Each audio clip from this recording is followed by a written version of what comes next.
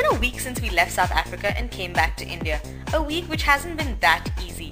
The three Chiefs found a new family in South Africa, and being a part of RCB was a dream come true.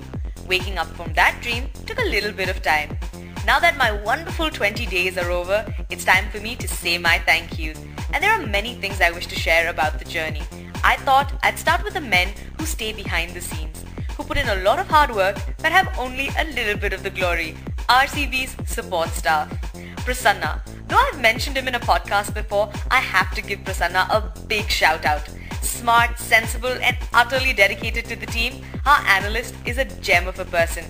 In the brief time I spent with him, he managed to multiply my passion for cricket.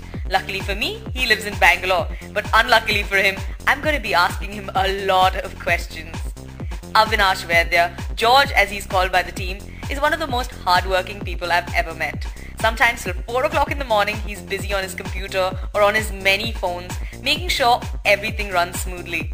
I know having 3 additional people on tour must have been a little hard, but with his careful planning and execution, he made sure everything went well. Mr. Vaidya for me is truly a one-man army. Mr. Basu or Basu sir, fit as a fiddle and very enthusiastic about fitness and keeping our boys agile.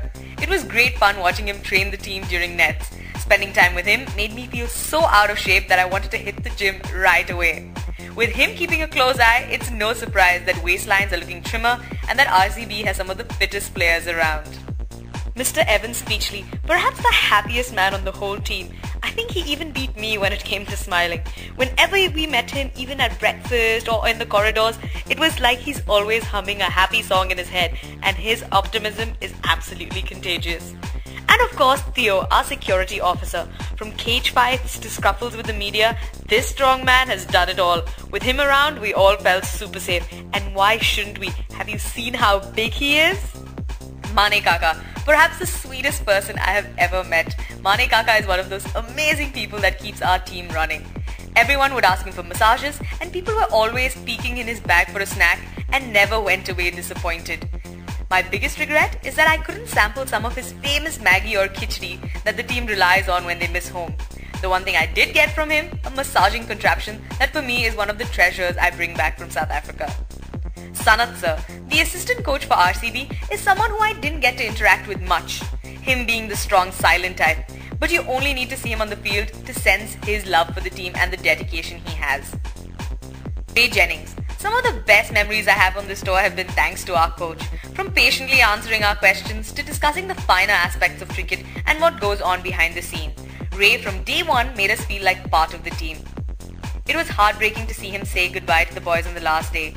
A lot might be said, but RCB is lucky to have a coach that loves the team so much. This thank you wouldn't be complete if I didn't mention John, our liaison officer, who is also a cricket coach in SA and was one of the people who made sure that this tour was smooth sailing. And of course, the baggage master Malcolm, a talented 19-year-old cricketer who worked doubly hard to ensure all our bags reached the right place at the right time and that the players always had their kits. A big thank you to all these people who make up the backbone of RCB. It was wonderful getting to know each and every one of them, and hopefully we'll see them all as part of RCB in the future.